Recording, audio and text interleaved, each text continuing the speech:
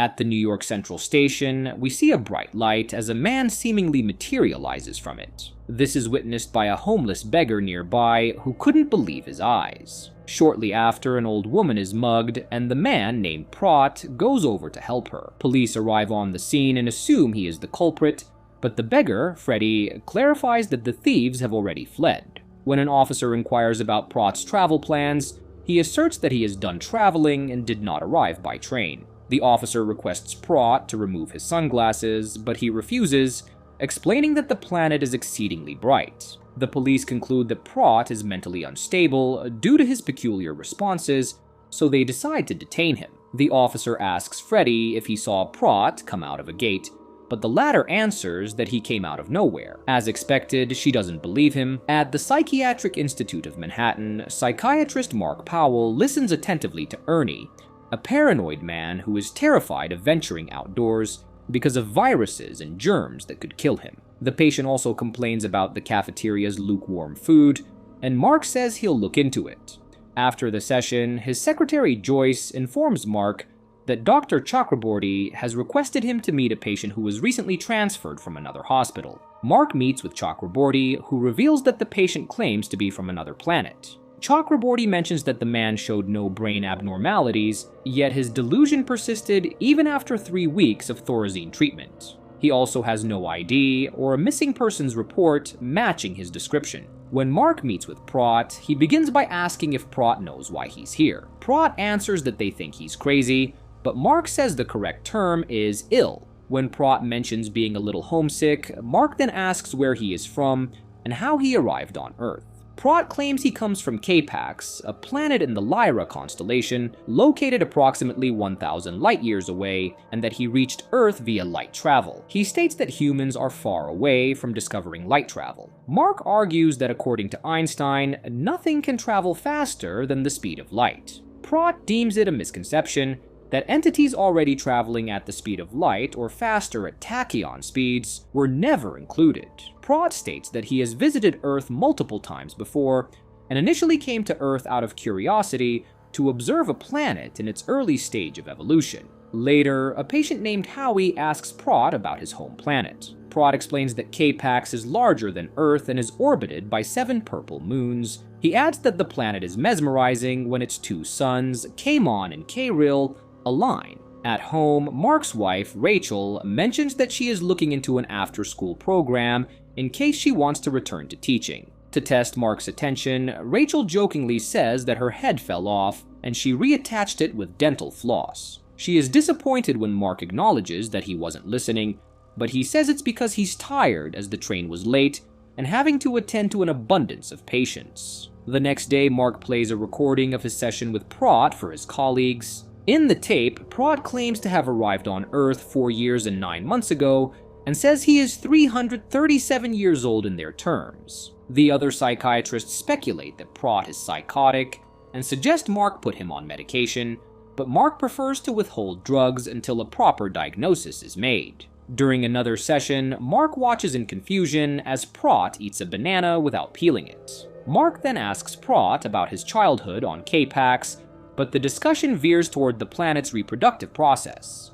Prot describes procreation as a dreadful experience and explains that K-Paxans must be extremely cautious when reproducing. Prot suddenly begins writing something on a notepad, mentioning that he remembers something for his report. He emphasizes that it is customary on K-PAX to compile descriptions of the various places and people they encounter throughout the galaxy. Later, Prot greets several patients good morning before coming across a patient named Bess, but she does not respond. Ernie explains that Bess is mute because she fears smoke will come out of her mouth. He notes that Bess has been hospitalized since childhood after setting her house on fire, but Howie corrects him, stating that the fire was caused by an electrical flare. Prot's attention shifts to Doris, a patient who refuses to leave her room. A nurse attempts to persuade her to eat, but Doris throws the food at him. When Prot looks into Doris's room, he notices that she has set a table for 2. Doris reveals she has been waiting for someone for 11 years, claiming that some might deem it crazy, but she finds it romantic, like a waltz in the moonlight or a sunset. Prot shares that K-PAX also has sunsets, and their two suns rise together once every 200 years. That is quite a sight. Chakraborty soon informs Mark that Prot is sensitive to white light and can perceive ultraviolet rays. Prot mentioned that he is accustomed to light conditions resembling Earth's twilight because they are similar to the light emitted by K-PAX's two suns. Prot removes his sunglasses for the first time and remarks that the light looks much like his home. Mark asks if Prot has a family on K-PAX. Prot replies that their society does not operate the same way as Earth's, so K-PAXians do not have families in the way that they think of them. Instead, children are circulated within the community rather than being raised by their biological parents. Prot becomes frustrated when Mark asks about his wife, stating that K-PAX has no concept of marriage, so there are no husbands or wives. They also lack a government because there's no need for one. They have no laws, no lawyers. During a barbecue at his home, Mark's sister Abby says that she and her husband stopped by to visit Michael, Mark's estranged son from his first marriage, while they were on their trip. She suggests he call and talk to Michael every once in a while. Rachel is thinking of inviting Michael for Christmas, but Mark doubts Michael will come, as he typically spends the holiday with his mother. Mark remembers that Abby's husband, Steve, is an astronomer and tells him about Prot and his delusions. He needs Steve to help him prove to Prot that K-PAX is a figment of his imagination. Steve offers to provide Mark with a list of questions to ask Prot. One day, a nurse calls Mark to the communal area because Howie has been sitting by the window for a long period. Mark says it's unusual for an obsessive-compulsive to do that. When Mark asks why he's staring out the window, Howie reveals he's searching for the bluebird of happiness. Howie shares that it's the first of 3 tasks Prot assigned to him to be cured. He doesn't know what the other 2 are yet. Mark finds Prot in the garden, trying to reassure Ernie that he need not worry about breathing particles invisible to the naked eye. Mark later scolds Prot for attempting to cure his patients, reminding him that it is the doctor's responsibility. Prot responds by asking Mark why he hasn't cured his patients yet. Prot then hands Mark a paper containing answers to the astronomy questions Mark received from Steve. Later, Steve informs Mark that Prot's answers are accurate, and his knowledge of the Lyra constellation is known only to a few astrophysicists. Surprised, Mark asks if Steve knows of any missing astrophysicists. Steve answers he doesn't, but says that his colleagues are eager to meet Prot. That evening, Mark takes Prot to the observatory to meet Steve's colleagues. The astrophysicists say they'd like to ask him a few questions, and he agrees. They begin with a question about light travel, and to tell them all about it. He says it's too much for them to handle. They ask for a demonstration, and he does so by standing still and speaking Spanish and Hawaiian for a few seconds, claiming he did light travel. The astrophysicists think it's a joke, and move on to present Prot with an enhanced image of Lyra, and ask him to draw the orbital pattern of his planet around the star system. Prot sketches the diagram with equations, and the scientists are amazed after confirming the calculations. Prot states that his calculations help explain the strange patterns they have observed in the binary star. When asked how he knows about the constellation, Prot explains that it's common knowledge on his planet, just as every child on Earth knows that their planet revolves around their sun. The following day, Howie spots a blue jay outside the window and alerts the patients and nurses. Soon, the other patients crowd around and begin chanting "Bluebird." Eventually, Doris emerges from her room to observe the blue jay. Later that evening, Bess approaches Prot and tells him she knows he is the bluebird. The next day, a patient named Sal asks Prot about light travel, hoping he can help him leave the hospital. Sal was admitted because he could detect everyone's unpleasant odor, and he sought Prot's assistance, as he is the only one who didn't smell bad. Numerous patients inform Mark they plan to go to K-PAX, so Mark warns Prot not to make any promises to take the patients with him. But Prot clarifies that he told the patients that he could only bring one person with him when he returned home. Prot tells Mark that he's been very hospitable, but his time here is almost up. He has one trip to take up north, then he's returning to K-PAX on July 27th at precisely 5:51 a.m. Later that night, Mark suddenly wakes up, realizing that something significant happened to Prot 4 years and 9 months ago. It will be 5 years to the date on July 27th.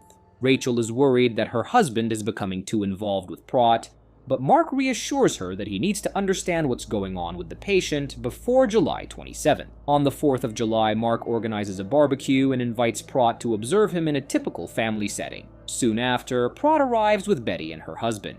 After being introduced to Rachel and thanking her for the invitation, Prot hears Mark's dog, Shasta, barking, so he goes to the dog and barks along, seemingly trying to communicate. After a short while, Prot informs Mark's daughters that Shasta dislikes when they hide her favorite tennis shoe. Also, she doesn't hear so well on her left side, so he asks them not to sneak up on her anymore. Afterward, he proceeds to play with the dog, acting just like her. As they're about to eat, Prot puts multiple scoops of fruit on his plate, amusing the children. Following the meal, Prot enters the house and notices pictures of Mark's family. When Rachel approaches, Prot points out that a young man in one of the photos is not with them.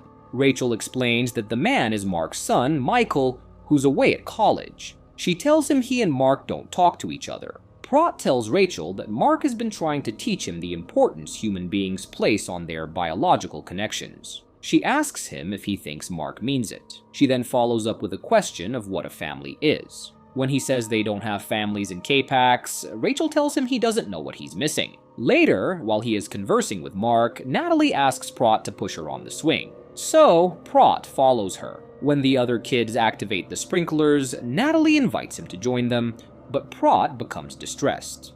He tries to pull Natalie away from the water, but she resists and screams for him to let go. The men attempt to restrain Prot, but they're unable to contain his strength. Prot only calms when the sprinklers are turned off. He then stands up and looks for apple pie. Despite the episode, Mark tells his colleague, Claudia, that Prot was pushing his daughter on the swing like he had done many times before. He was connecting with something. His colleague disagrees, saying that's not enough, and considers Prot a violent patient. Mark argues Prot isn't violent. He explains that Prot was merely trying to protect his daughter. However, Mark worries that Prot might harm himself or someone else on July 27th, prompting him to suggest hypnosis. Claudia tells him the problem is that he's too close to this patient. Mark admits that, but he wants to save him because he feels Prot chose him. When Mark tries to locate Prot in the common area, Howie claims he went up north for a few days, Iceland and Greenland, as he had a few countries left to visit before he could finish his report. When Claudia hears about the escape, she becomes greatly distressed. Mark claims there's no evidence of escape, but he's notified the police and social services. Claudia will have a hard time explaining this to the state board, plus there are patients packing up their belongings thinking they're going off to K-PAX. She instructs Mark to find Prot.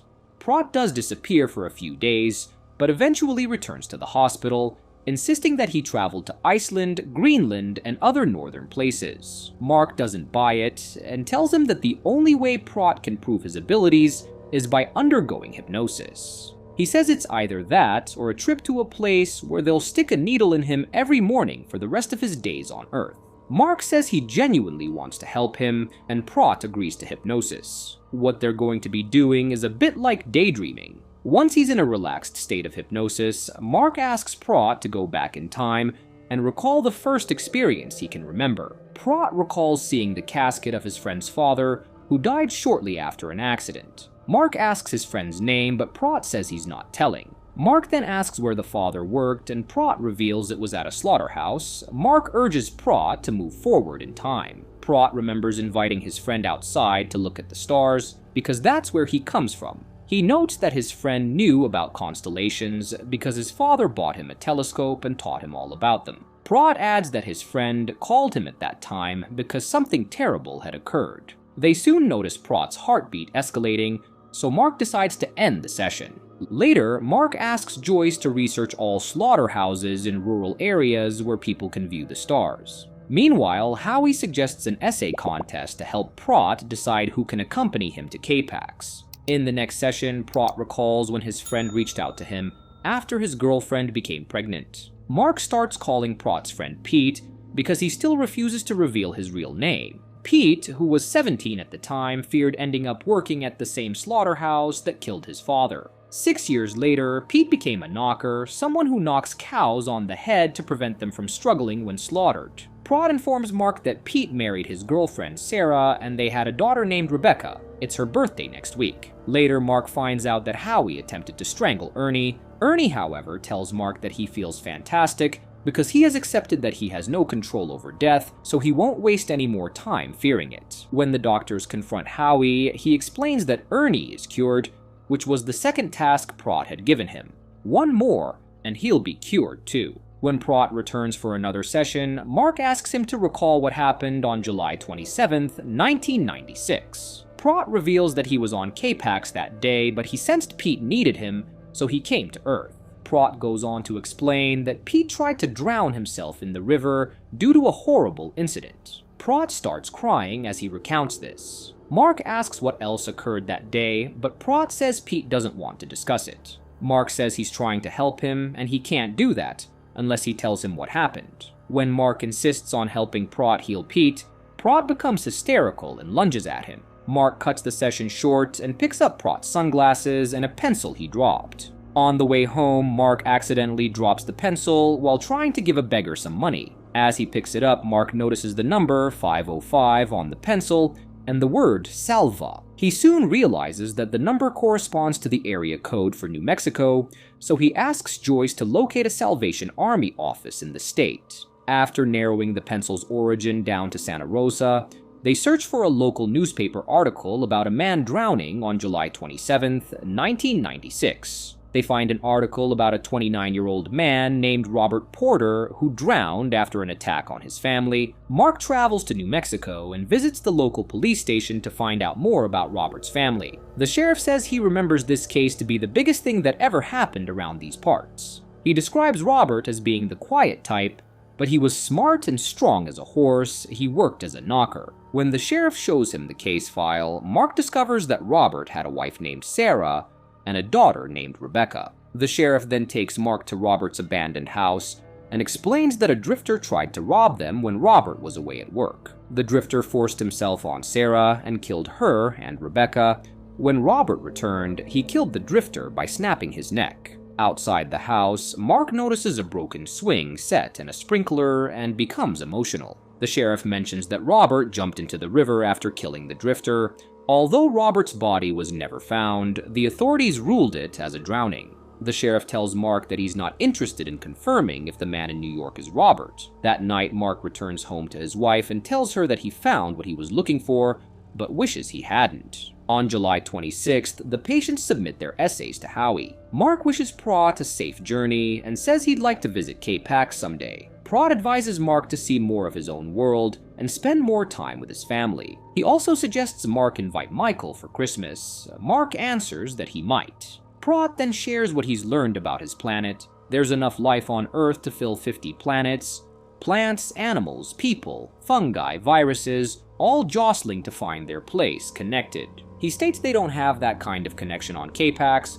Nobody wants, nobody needs. Prot says that no one misses him on K-PAX, but he feels people would miss him when he leaves Earth. As Prot gets up, Mark shows him Robert's yearbook with Robert's photo and points out that they are the same person. Despite seeing his face in the yearbook, Prot still insists that he's not Robert. He asserts that he's willing to admit the possibility of being Robert if Mark is willing to admit the possibility that he's from K-PAX. Before heading to his room, Prot cryptically tells Mark that he hopes he will take good care of Robert now that he's found him. Later, Howie approaches Prot to ask for his final task. Prot tells him to remain on Earth and be ready for anything. Mark decides to spend the night at the hospital to observe what Prot will do at the time of his supposed departure. On July 27th, as the hospital staff watch, the camera in Prot's room cuts to static at the precise time Prot said he would leave Earth. Mark finds Robert lying on the floor in his room, catatonic, Prot having apparently left Robert's body for the light travel back to K-PAX. The other patients do not recognize Robert as he is being wheeled out of the room. In addition, one of them is missing, Bess, who had been among the patients that asked to go to K-PAX with Prot. All that's left in her room is her essay stating she has no home, she is never found. Mark continues to take care of the catatonic Robert and tells him about how the patients he helped have gone on to live normal lives again. Howie got a job at the public library, Ernie is a crisis counselor, but Robert does not respond. Mark is left with no absolute answer as to whether Prot was in fact an alien entity or just a coping mechanism of the traumatized Robert, but seems far from convinced that Robert's behavior was a delusion. In a final voiceover, Prot explains to Mark that the people of K-PAX have discovered that our universe will repeat its events again and again, so the mistakes we make will be repeated forever. And with that, the movie ends. We hope you enjoyed our recap. Like the video and subscribe to our channel for more amazing recaps. See you in the next one.